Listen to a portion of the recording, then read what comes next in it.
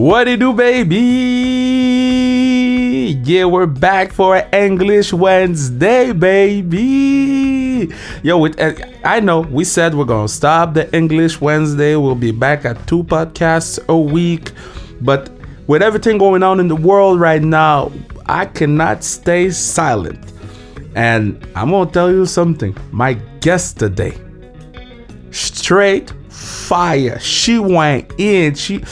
She is one of the smartest person that I follow, and because of this episode, one of the smartest person that I got to know. Her name is Shireen Ahmed, and the first time I stumbled on her was on Twitter, and she posted something so smart, so thoughtful, so knowledgeable, and I was like, man, I need to follow her because I need to learn. And she uses words and stuff that I don't know, so I need to learn more about her work. And I got to listen to her podcast, Burn It All Down podcast, and I said she needs to come on mine, the Sans Restriction podcast. So we were supposed to talk about women's hockey, we were supposed to talk about so much stuff, but with everything going on in the world, we focused on the Black Lives Matter movement right now, and listen to it. And I think it's the best tool to learn a few things. She changed my heart during the pod. You'll see at the 35th minute, I understood stuff, and I said it out loud. Discussion makes us learn, and with that one, I learned so much. So let's go to listen to that podcast. No plug about anything. We just learn today. And we fight together, we stand together, and I'm so proud of having that discussion publicly because it's not an easy one. It's an uncomfortable one. I got mad. I got thinkful. Why? When you start thinking, what's the word when you start thinking? Help me. Thinkful? I don't know. Let's go listen to the podcast because she's amazing and she knows way more English words than me. C'est parti, let's go. Yeah, let's go. So now I'm so happy because, I follow her on Instagram. Well, no, I think Twitter. I don't follow her on Instagram yet, but I will after this because she is smart. She is thoughtful. She is amazing. Her writing is beautiful. Her knowledge is off the hook. The podcast, Burn It All Down podcast with her 4 other teammates is amazing. I love to read when she writes because I learn stuff. So people, please welcome on Sans Restriction. And I want to make sure I say it the right way because I listened to it on the podcast a few times and I was like, damn, I don't want to disrespect. So Shireen Ahmed, is it the way we say it? Well, I mean, if you want to say it French, it's Shireen Ahmed. Okay. We can say it like that. So I almost got it. I said it in English though, because the podcast is in English. Yeah, don't do. It's easier if you do it French way because it's closer to the thing. It's closer to the actual name. First thing first, thank you so much for taking some of your time to come on the pod. There's so many great discussions we're gonna have here. The first question I want to ask you, how are you dealing with the quarantine and the COVID and everything going on in the world right now? Thank you so much. I hope you are all keeping well and safe. Quarantine, it's been about, I think, 10 weeks now. I believe at the beginning of March. But the thing is that my children are older, they're not younger. I have 4. So the homeschooling thing, and they're very good independent learners. It was an adjustment. Like I work remotely. I work from home all the time anyway. It's just I wasn't used to having 4 other people with me all the time at home. We have to be careful with internet bandwidth. And then now 2 of my older ones are working full time from home, and it's an adjustment. Like we have to figure out who has a meeting when, so we aren't talking on top of each other, that kind of things. Like there's a lot of that kind of stuff, but I think cooperatively it's good. The best thing I did though was buy a table tennis table. Amazing. Highly recommend it. Yeah. We put it in the garage and that's our table tennis room. And we need it. Like it's been an excellent way to have some type of activity. So So I bought a ukulele. I played You, once and I left it. I took the ukulele in school and it was just a disaster. I faked most of the performances in concert. I just was not interested. Yeah. And I see you're a sport activist, but you're just a life activist. You're a good person. And you had a very strong stance about everything going on in the world right now. I do. But Yeah. also how sports teams and sport players react to this. I just want to know what's your opinion about everything going on. Whoa, that's not a broad question, is it, Kevin? Everything going I on. know. Very specifically, the work I do is rooted in anti-oppression anyway. So if we're talking about anti-blackness, I don't think the sports world should have had to check in before, when Colin Kaepernick took a knee. It was way before that. If you look at the histories of athletes, if you look at the work they've done, and I'm not just talking about 68, I think that what a lot of the sports media world fails to see is that for racialized and marginalized athletes, it's not like Colin Kaepernick invented athlete activism. It's been here forever. It's been there, Althea Gibson, Wyomia Tyrus. It's been here for a very long time. And Black women have very frequently been on the front lines. And racialized women have been doing their part. Like you had Dudi Chand, who's a runner in India and was being discriminated against the same level of Caster Semenya of South Africa. So we see a pattern here. And I mean, I've been very lucky to be taught and guided by people in this industry that are really, really good at what they do. And it's not that they're social justice activists necessarily. It's just they are aware of these systems of oppression that exist in sports. So when people are like, oh, all sports journalists are all social activists, I'm like, dude, my sports have always been political. The first time I was racially abused was on a soccer pitch. You think I'm going to forget that? Like, you think that I can disassociate my identity? It's like the expression in French, like you can't put your, on peut pas mettre à poche, like what you look like, what your identity is. You can't separate that from who you are on the court or on the pitch. You can't do that. So this is something that's always stuck with me, like very deeply. And, in terms of what's happening now, I don't ever expect, and people ask this question, do you think that LeBron should have talked about Tamir Rice? Because he got a lot of, criticism for not. But it's not LeBron James's responsibility to break down white supremacy. And I never expect racialized athletes, some don't do it. Like some, if you've noticed, are not as vocal as others. Because we see them. You see them. And I've come to realize, and this is something that I've, first it was frustration. Like I spent my entire childhood and most of my youth loving Zinedine Zidane, and he never said anything about xenophobia. He never said anything about anti-Arabism, about Islamophobia. He never said anything until Marine Le Pen was running for office a couple of years ago. It's the first time the man spoke out. He had such a huge platform. He never said anything. And I really struggled with this. Why doesn't he say anything? But then I realized, like, sometimes just survival in those spaces is excruciatingly difficult. Being like someone of Berber descent in France is not easy. I mean, Paul Pogba makes everything look beautiful and easy, but it's not. And, and this is a different time. I think social media has really changed. And you're asking what I think of this. I'm thinking social media has helped embolden athletes into speaking their truth. And that is something I will forever be thankful for. As much as like sometimes I hate Twitter and I do not understand TikTok because I'm too old. I'm very grateful for it, because if it can send messages, if it can normalize conversations in youth, like my 15-year-old son is sending, is alerting and posting about things that he didn't necessarily learn from me, but he's learning in good spaces. And yeah, we have to be careful. Like there's a lot of garbage on the internet, no doubt.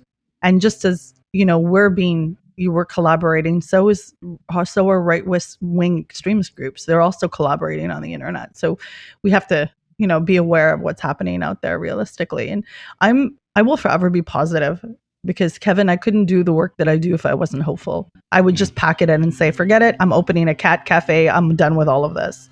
I'm done. Because some days I have those days, if the criticism is too much, if I get emails that, are not great, they're upsetting. It happens, you get that type of commentary as well. It can get tough to be existing, but you have your self-care and you do what you can.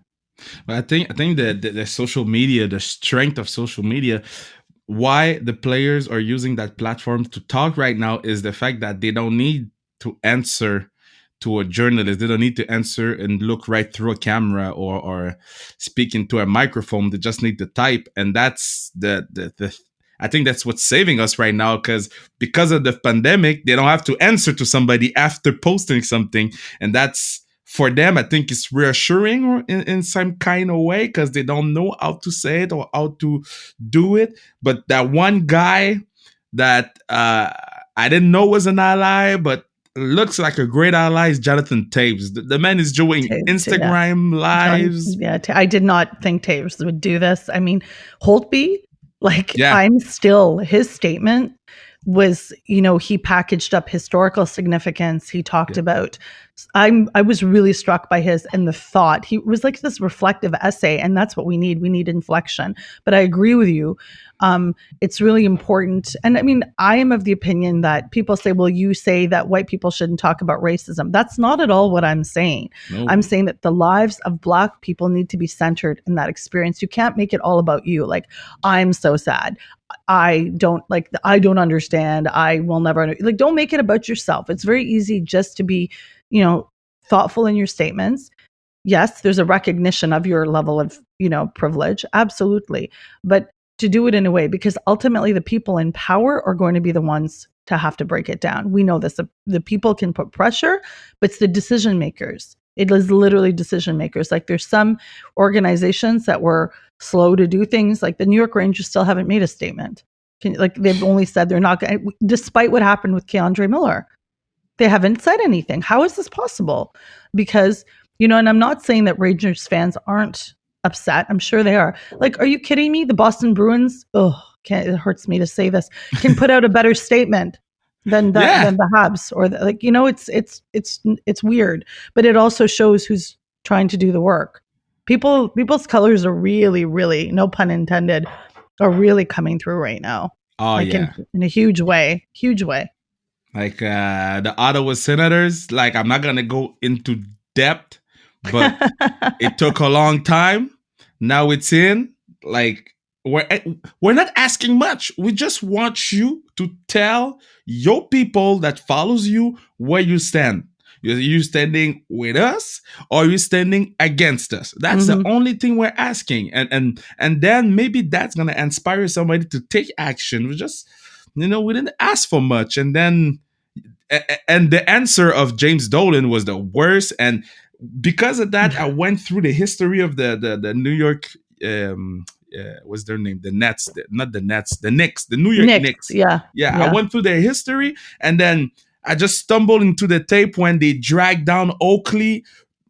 One of the legends, they dragged him down like he yeah, was nothing. I was like, yeah, nah, man, I'm not yeah. going to watch a Knicks game ever.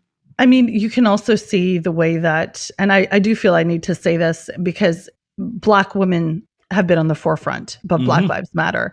The WNBA was doing this far before anybody else was. Yes. And we need to, respect New York Liberty. The players took, pay cuts. They got fined for wearing shirts. And this is something that I think gets lost. The first non-Black ally to take a knee was Megan Rapinoe. Yes. and Yes. and people and she's a queer woman and said, very much our struggles are connected, and I appreciate that because I'm a non-Black person of color, so I don't experience that systemic racism at the same level, and this crisis, which I consider a health crisis and an absolute crisis of society, doesn't affect me in the same way. Yes, racialized folks are affected by white supremacy, there's no doubt we are, but I need to be conscientious of that. And very often people that get brushed over because Sports Illustrated didn't have her on the cover of their cover. They had Steve Kerr and Greg Popovich, also two people that I have mad respect for. But they didn't point to, and this is why the work that I do, they didn't point to her being the first. And she was. Mm-hmm. And that bothers me because history gets erased. And we live in a place, and I certainly know the history that I learned was rewritten by Yeah. those in power. I grew up in Halifax, Nova Scotia, and I lived maybe 40 kilometers away from a residential school, and I had no idea about residential schools until I was 17. I had no idea they existed. I didn't know of the brutal colonial legacy. I had no idea because we were not taught at all. And when I learned that, it completely reshaped my idea. I was very much, yay, Canada, like pro Canada in that sense. And, there's many benefits of living here, absolutely. But, sort of anti-American and very arrogant without realizing what happened here is as brutal. And I think this is a misconception that I'm working hard to help people unlearn. People are very comfortable in Canada and their racism because we're less egregious than the United States. The systems of supremacy, it's not like they stop at the border. Oh, racism stops at the border. No, it doesn't work like that. It's the exact same system that exists here. And if we're going to be sincere in the work we do, and, I was very happy with the Toronto Raptors statement. I thought it was thoughtful and I thought it was important. And even the language being used, people don't realize, like, this whole idea of we all want unity. I don't fucking want unity. I want you to be anti-Black, and I want you to be actively anti-Black. You know what I mean? Like, this idea of unity, there's words that are just meaningless. It's just, nobody has time for that. There's literally people dying in the streets at the hands of police brutality. And it happens in Toronto. I think, I said a lot of things on the last podcast or the podcast before about Carey Price. I think if you're a star athlete, like, I don't care if you play for me, if you play for my city, I pay for your jersey. I pay to go watch you play. I cry when we lose. I scream when we win. All I'm asking you is to show support for the fight we have. So if you don't, your silence makes me believe that you're with them. And some parts of me, and I had a lot of discussion with other players, and I'm like, dude, is he like that? And they're like, no, Kev, they're with us. But why he's not saying it? He's like, and then one of the answers, it wasn't about Carey Price, it was about another player that didn't talk. And he said, well, he doesn't know how. I'm like, dude, I will write the statement for you. Just press send. That's the only thing. You take your finger and you press send. So that's you know what? It's also, it doesn't need to be this profound soliloquy. It can literally be 3 words. Black Lives Matter. That's a start. We're not asking people to write a treatise and critical race theory. That's not what's happening here. What I think is important is for people to, like you said, it's frustrating because at this point, if you're not saying anything, silence is violence. It really is. You don't know. And I'm very mad at Sidney Crosby. And I have been for an extremely long time. For him to argue, he went to the White House, and him to say, well, this doesn't affect Canadians or non-Americans. Are you joking? This man is from Cole Harbour, Nova Scotia, where literally race riots were projected and covered on the national news scale. How can he argue? And I'll tell you why. Because those levels of race riots and that level of systemic racism didn't affect him. Until these players are affected personally, they're not going to, many of them I thought wouldn't say anything. Some have. You know what I mean? I'm still, and the was it the NHL put out a video 2 days ago? Oh my God, Kevin. I was like, I'm so embarrassed for all of this.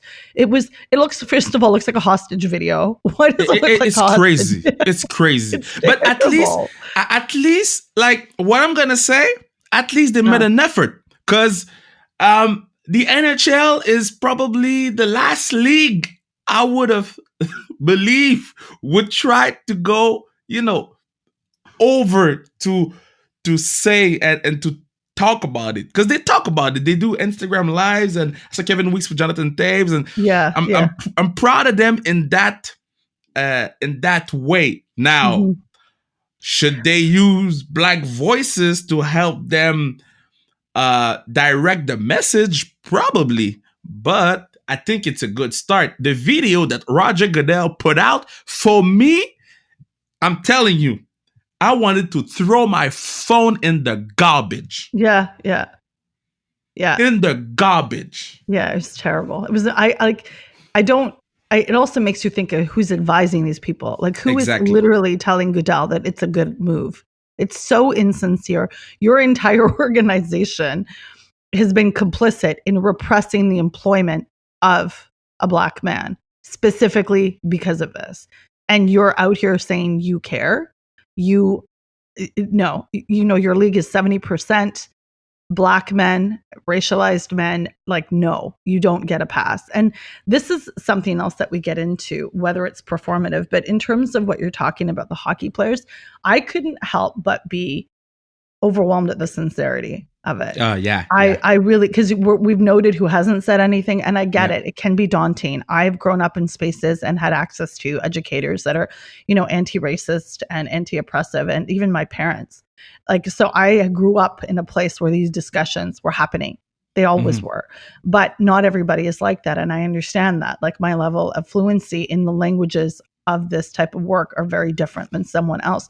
But that's what you can do. You can reach out. You can ask for help. Like, I have a friend who was contacted by Hillary Knight.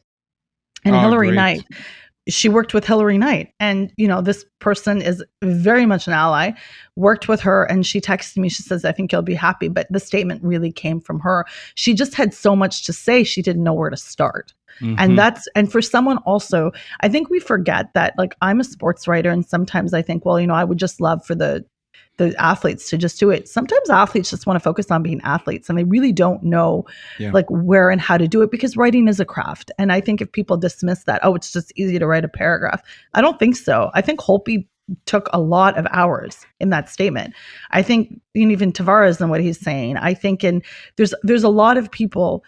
It also takes practice. Allyship takes regular practice, and it's a verb.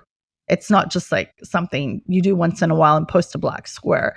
So I also thought it was really interesting because of people's reactions.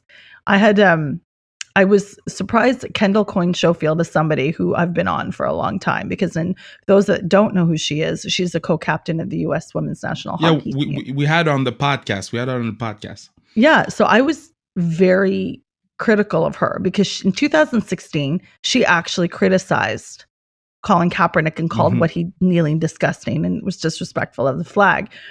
So I've never forgotten this, but Kendall Coyne Schofield's face has been used to amplify women in hockey for a long time. She's like the NHL's darling. She was part of the skills show, et cetera, et cetera. I haven't forgotten this, and I have consistently reached out to her with no response. And finally, when she tweeted out a Black Lives Matter thing, I replied to her because you prefer to go privately first. I'll reach out to someone privately. I don't necessarily always think it's necessary to put someone on blast right away. It depends, who you are and how egregious your actions are. But I said, I've reached out to you months ago to see if you would step back when you called him his actual kneeling disgusting. Do you still hold that position? Because otherwise, this comment from you now is disingenuous and performative. And I'm willing to help you unlearn that anti-blackness. That's what I said to her. So my tweet to her ended up being 3 times more prominent than her actual tweet for some reason, because these are questions. And if you're being a journalist, you need to ask these questions. And because of the work I do, I want to know, right? So it was 2 hours after that she put out a statement saying that she's really she was wrong. She said it's clearly, I was wrong. It was never about the flag. And she was criticizing what he did instead of understanding why he did it. And you know what? It's a start. I think that she's been around people and hopefully having some tough conversations, because if Hillary Knight, the other co-captain, is going to put out a very profound, deep statement, there are conversations happening in those locker rooms. Women's hockey is overwhelmingly white, but the conversations are happening. So I was a little disappointed in some aspects of women's hockey. Like, why isn't Marie-Philippe Poulin said like anything profound? She's also somebody who I adore, but I really wish was way more in the politics, but she's not. And again, I love her. I think she's the greatest hockey player. People say, well, Haley Wickenheiser is, but you know what? Marie-Philippe Poulin is, for me, I think she's up there, but she hasn't said anything either, like in that sense, right? And she's a leader of this team, undoubtedly. So again, it's the same thing that I told you about Zidane. He never said anything for the longest time. And I really struggled with that. It's crazy how, for me, it's how could I say that? It's special because I know them personally, I know their hearts, and I think the entire team texted me to tell me that they love me and they support me and everything. I think for women's hockey, I want to say the right thing the right way because I love those girls and I will always fight for those girls. I think they were a Yes, you bit will. Yeah. scared to speak out about this issue because of the backlash that other people received. And if they ask you to speak up about something, and then you're the face of the sport, they're going to ask you to speak even more about that one thing. And if you're not comfortable about speaking in the first place, about speaking about anything, anything, it might come out the wrong way. So the reason why I wasn't mad at Pooh. I wasn't mad at Pooh was because first she texted me, and secondly, I know why she didn't do it. You know, I understand why. I get it, right? I totally get what you're saying. Okay, for clarification, I'm not mad at Pooh either. No, we're not mad at Pooh. We love Pooh. We love Pooh. Like, let's just establish that. I call her the co-prime minister of the country with Christine Sinclair. I think that literally she's my prime minister. But the thing is, to respond to what you're saying, I know what you mean, Kevin, but we can't let fear stop us from moving forward. This is a brilliant opportunity. She is so smart. I think something else, Dr. Courtney Cito, who, is very formidable in work around hockey in this country, and women's hockey in particular, has told me that the like PWHPA and women's hockey are the most educated league in the world because the women stay in college hockey. They often get master's degrees. So this is a group of women that is so academically privileged. They really are. And they're smart. They can start to unlearn this. Yes, there's trepidation. Yes, you are nervous about it, but you will never be affected in the same way by white supremacy. You really don't have anything to lose here, except what some angry people will come at you, whether you're angry or not. And when white athletes with privilege don't start to do this, it puts the burden on Sarah Nurse. I feel you. And Sarah carries a lot. Angela James is asked to still do interviews about this. We can't just look to racialized players to talk about racism because they won't be the ones to only dismantle it. It has to be powerful figures. And it's heavy. It's very heavy. And there's this load being carried by too few for a very long time. And I get it. And sometimes I get frustrated and people say, well, you're saying that white people shouldn't talk about racism. I said, no. Don't confuse what I'm saying. You need to center the experiences of Black lives. You need to center those voices. I'm not saying that you don't speak up or advocate. I'm saying don't make it about yourself. Understand who you're talking and standing in solidarity with. And the first thing in solidarity is, and people ask allyship and all these questions, is to amplify others, is to pass the mic and sit down and listen. So for those women's hockey players out there who are, listening and not sure where to go, you can ask. There are more people who are willing to help you than you realize. And, I'll give you this example, Kevin, because it has always stayed with me. A couple years ago, I reached out to somebody at the 519 in Toronto. It's a queer community center in the hub of the city here. And I said to her, she's a Latinx person, and I said, I need help with something, and I'm so sorry to put this burden on you. And she took both of my hands and she says, no, helping you, educate you is not a burden for me because you're making an effort. And that has always stayed with me. And so when someone comes to me and said, I don't understand this, I'm not going to engage in sophomoric debates on Twitter. I don't have time for that shit. Like, I just don't. But I've had people that email me and I'll start a conversation with them because that's the work that needs to be done. It is.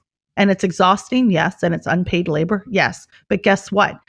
Dismantling all these racist systems is not going to come easily. It's not going to snap our fingers. It will take generations of work to actually do. So again, there's people that are willing to help you. There are people there's a difference. If a hockey player comes to me and says, I need help with this, I'm not going to be like, I'm going to charge you per hour. But if the head of Sportsnet comes to me, I'm going to bill them. I will say, send me that cash money because you can afford it and you need it. So do you see what I'm saying? This community work. So I'm glad they texted you. And yes, everybody loves you. Yes, 100%. Because you were an ally for women's hockey, Kevin. And you can be unaffected by women's hockey. What you've done, the story you created, the work that you've done, the film that you made, the documentaries that you continue to do, the voices that you amplify. You didn't have to do that. You could live your whole life ignoring women's hockey and it wouldn't bother you because, you could just get your hockey somewhere else. You didn't do that, did you? Well, I believe in them. I believe in what they stand for. And I mean, yeah, it's crazy because I went. Yeah, I'm gonna say it. I think I talked about it in the past. I went golfing with Melou, Daou, Jen Lacasse, and Rougeau on Friday. I think. Yeah, we went to Ontario to golf, and I love how you say that casually. Like we went to Ontario to golf. I love that. Yeah, it was far. Went to Ontario to golf. So we go there. We start golfing, and I think on the 16th hole, Melou said, "Kev, I have a question for you." And then we started to talk. And this talk was the best talk. And the only thing I want to say is there's no dumb questions. All the questions are legit. All the questions, I want to answer to them. I answer them with a smile on my face. Sometimes I have to think a little bit more than some other question, but it doesn't mean that your question is dumb. I think this is the moment where we should all ask ourselves so many questions about so many things. And me first about the LGBTQ plus. Am I good? Yeah, the LGBTQ plus community. I'm trying to as well. I add like LGBTIQ plus, and you can say 2S as well. But yes, all of it. I'm learning so much. All the letters. But I'm trying to learn so much about this movement and this community. And we're in June right now, and it's very important to try to read. And at the same time, there's everything going on with Black Lives Matter, and at the same time, there's everything going on with equality in sport with the U.S. soccer team and the women's hockey. And you're like, man, I want to talk and learn about so many things, but I think we just need to sit down and ask ourselves some questions and grow. I think this is the only thing, Yeah, and I think one of the things that you hit on that is so important, we're talking about, it's Pride Month, it's June. We're talking about Black Lives Matter, and it's not as if issues and concerns of the queer community only happen in June. It's not like Black Lives Matter only happened with Ahmed Obari or George Floyd's senseless murders. This has been happening systemically. And this is the point, that all these things of which you speak, like pay equity for the women's soccer team and struggles of women's hockey and payment and everything, they're all connected. And this is what I think we also need to realize, that these communities that inhabit differently the struggles, like Melanie Desrochers is a good friend of mine. I love Mel. She's amazing. She is one of I just adore her. She's so thoughtful and she's so eager to listen and learn. And Black Girls Hockey Club had an online with Soraya Tinker. They had an IG live, and the amount of players that names I recognize, because we follow each other even on IG, watching was wonderful. Because that means they're listening and they're taking cues. They're listening to Soraya Tinker, who now she was drafted to the Riveters. And, like there's places where these intersect. Of course, there's intersections, right? But I think more importantly, to learn from each other's community, like the women's hockey community, of course they're welcome to be in spaces to learn. That's what these are for, is to share, is to understand. And it's really, really important to be able to do that. And the work that Black Girl Hockey Club has done is phenomenal. In less than 2 years, Renee Hess and her team have really, really, really changed the scope and the amount of women coming out and talking, and Black folks coming out and going to arenas together, and is really quite incredible. But the fact that there's women's hockey players listening is really, really important also. And I think there's a place, you're right, to ask questions, to ask ourselves questions. But also to listen to those who do know. And also, I Yeah, just want to make exactly. it really clear that, your answer, if they'll ask you on the golf course, you won't have the same answer as somebody else. And this is important to remember too. And it complicates things for some people that all of the answers are not the same. Like, surprise, not all Black people have the same opinion. Hmm. Like, Hmm. surprise, not all Muslims have the same opinion. Not all women have the same opinion. But try to get that information and formulate it based on your sincerity and your humanity. And people say, what's the most important thing in being an ally? I'm like, don't be an asshole. It's very easy. It's not complicated. Like, it's really, I think people stress about the backlash more than they stress about the action. Don't, and in a world where we've seen, especially in professional sports, people are more worried about being called racist than Hmm. actually breaking down racism. They're more concerned with that label. So stop and think about what you need to do.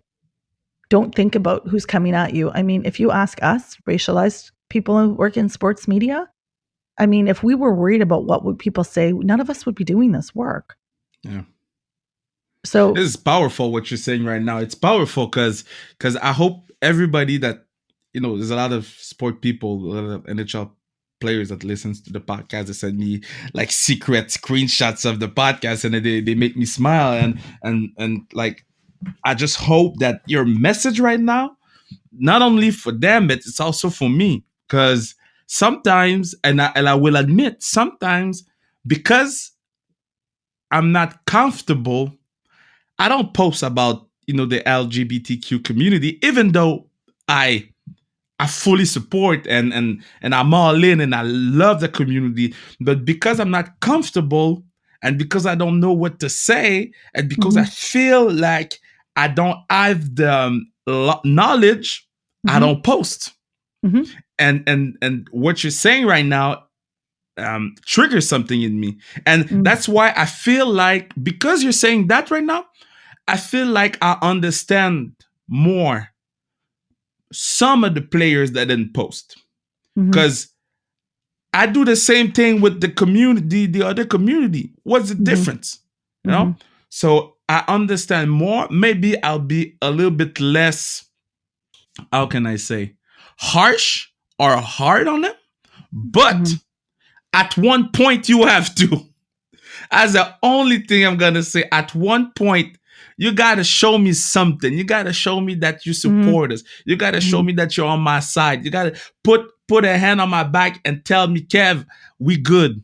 That's the only thing I'm asking. And either it's a post or sharing a Instagram story about information, Mhm. anything. That's This what we this is need right now. this is the thing, absolutely. But it's not just about posting a statement. Like, for me, I want something more, Kevin. I want them to be active in their, like, unlearning. I want there to be consistent, like a pledge and a commitment to help their communities, have those conversations at the table, Yeah. make Thanksgiving dinner uncomfortable. Literally, if you have people around you, and this is it. I saw a statistic the other day, and I'm not sure if it's true. 70% of Americans don't have a Black friend.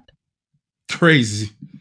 Is that like, and okay, I live in Toronto now, but I grew up in Halifax in the 70s and 80s rather. Yeah, I mean, I was one of the only few racialized kids in my school. I get it. Nowadays though, but there are pockets of communities where there's simply, even in Canada, there's simply no racialized people, and racialized people tend to, for comfort in community, stick with each other as well for obvious reasons, which I think is totally fair. Sometimes I need spaces with just people who understand. I get it.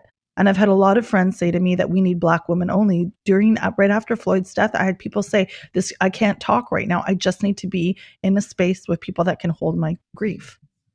Like, Uh, and I respect that completely. I understand that from every community it happens. But I don't just want to post. I want them, if hockey players in the NHL, and this is really interesting, the timing of this is really, really, really interesting, that because of COVID, everyone's at home. There's a lot of thinking, there's a lot of discussions.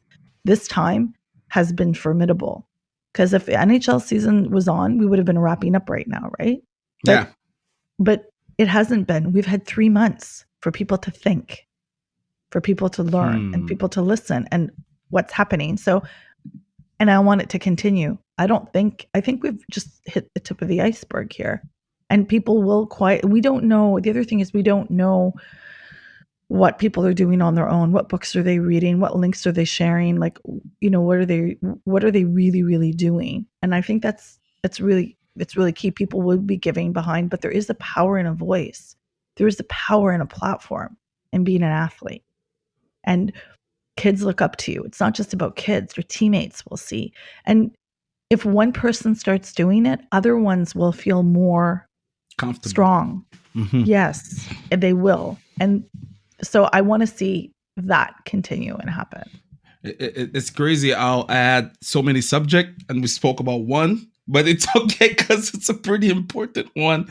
And usually the pods, it's 45 minutes. So I don't want to take too much of your time, but there's so much layers to your work. Talk about Muslims, women's in sport. You wrote a great essay about I think apologize. I think with basketball,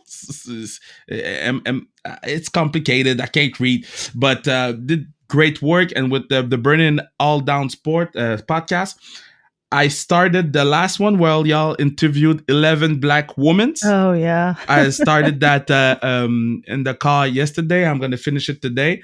Oh my god, I want one more hour. I think it's an hour. I want one more of that. What's the hardest thing in your line of work? Because you're doing so much in so different categories, and none of those categories are comfortable. I was on a plane to Portland a couple of years ago, and I was sitting with this nice elderly lady, and she says, dear, what do you do? And I said, well, I write about, I'm a sports writer. And she says, oh, do you write about a team? I said, no, not one specific. I'm not a beat writer.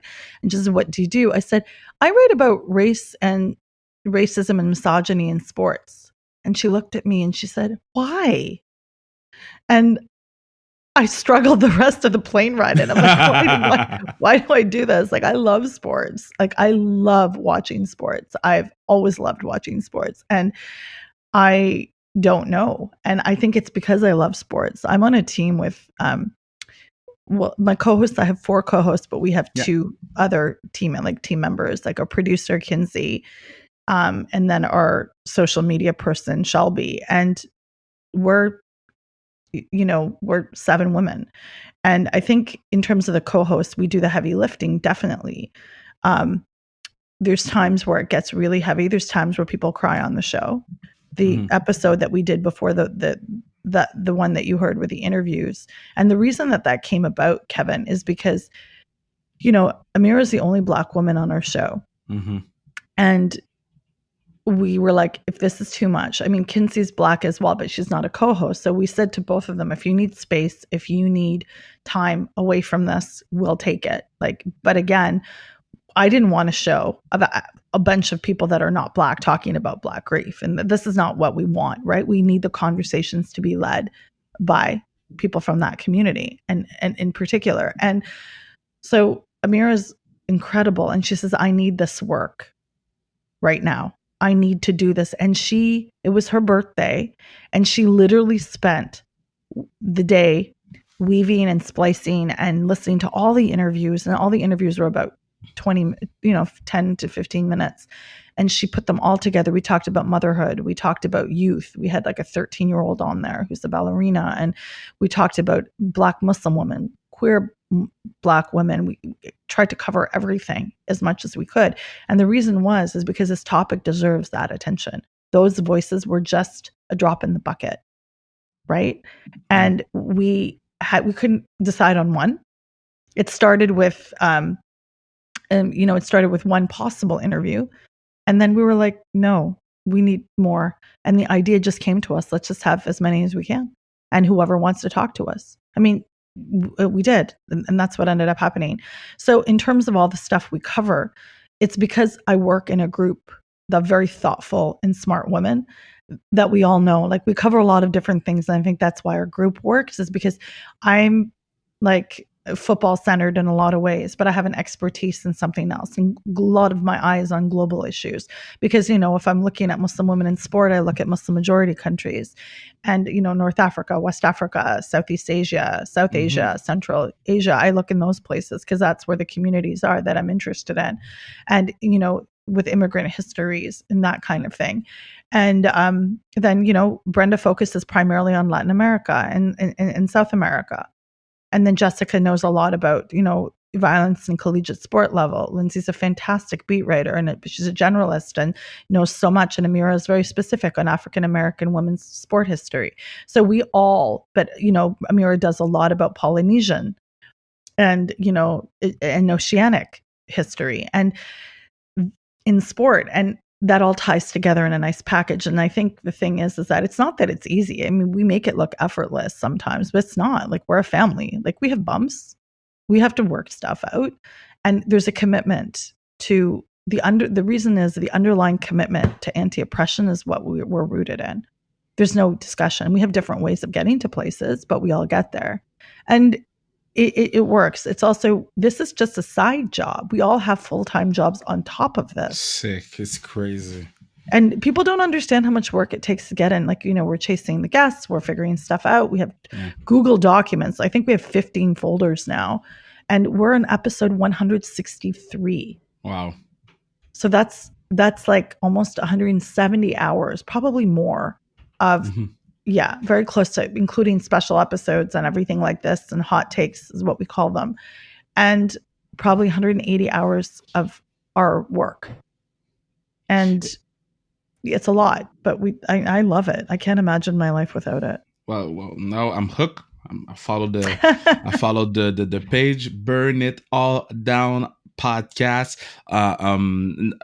So just while we were talking, I don't know what's going on in the world. Everything is sick, but Melo just texted me. She's doing a live Instagram with the Mel Desrochers tonight on the PWHP or Tuesday the 9th, and they want to talk about the issue. And then she said she wants to talk to me before.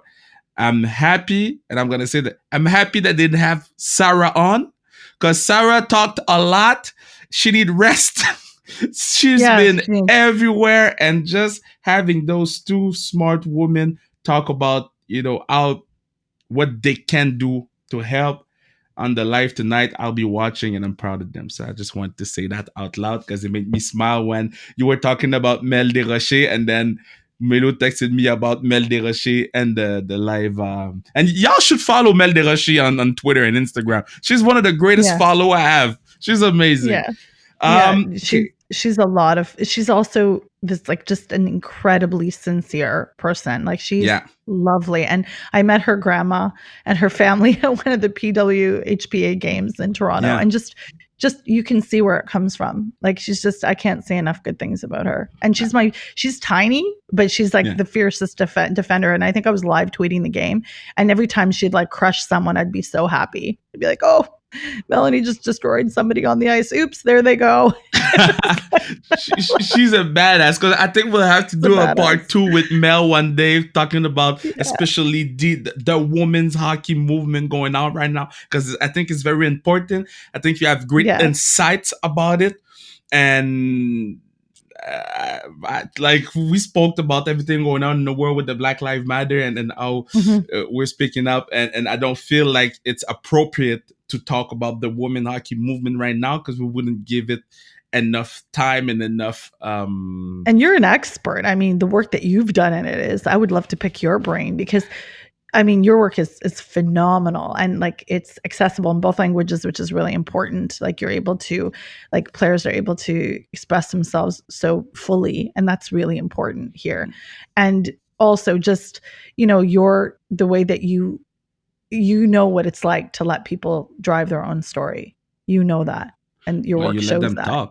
You let them talk. Well, I mean, but there's a way to do it, right? Like, there's a way to do it in a way that it's effective, because, that's important. So, I mean, we're all just like out here huge fans of yours, Kevin. Like, thank you so much. Thank you so and you know much. Me, I'm not quick, and I don't often compliment men on anything. So, props to you. I you. love that compliment, and I want to say I love everything you do. You have a website, you have the Twitter that people can go and follow, but the burn it all ground podcast. Burn it all down. Burn it all down. Okay, so Burn It All Ground, it's a wrestling pay-per-view from the WWE. And because I do the commentary, every time I hear Burn It, I'm like, oh no, it's Seth Rollins' catchphrase. But Burn It All Down podcast. I'm listening to the hot take one. I'm very happy. I want to applaud you for your work, and like in a couple of weeks, I want to do a special only about women's hockey, but I think it was important to speak about the issue going on in the world right now. And your perspective touched me a lot, made me think a lot. I'm taking it all in, and I'm going to rethink about a few things that I thought before, and the way I can help other communities too. So I want to thank you a lot. Thank you for having me, and I would be happy to talk women's hockey. It's one of the joys of my life, and I will say this forever, that CWHL closing down was a huge shame. It was a shame on this country. I think we should be embarrassed. We are. Somebody, and I was talking to somebody about this, and I realized that Canada doesn't have a domestic basketball, hockey, or soccer league for our women, which is shameful. And, two of those sports were definitely top 3 of them. I think we're top 10 in the world. Definitely. Hockey, top 3, soccer, top, I think 6 now. And, basketball, definitely top 10. And arguably it's a shame on this country. And I just can't say enough for women's hockey. It's just brought me a lot of happiness, and brought me family, chosen family. The people I've met through women's hockey, got the best fans in the world. So, I'm proud to be one of them. That's the best setup for the next podcast. Thank you so much. You be safe. You be safe, and I'll continue to read and learn more about whether it's Muslim women in sport, the LGBTQI plus. I'm trying community and other stuff. Thank you so much.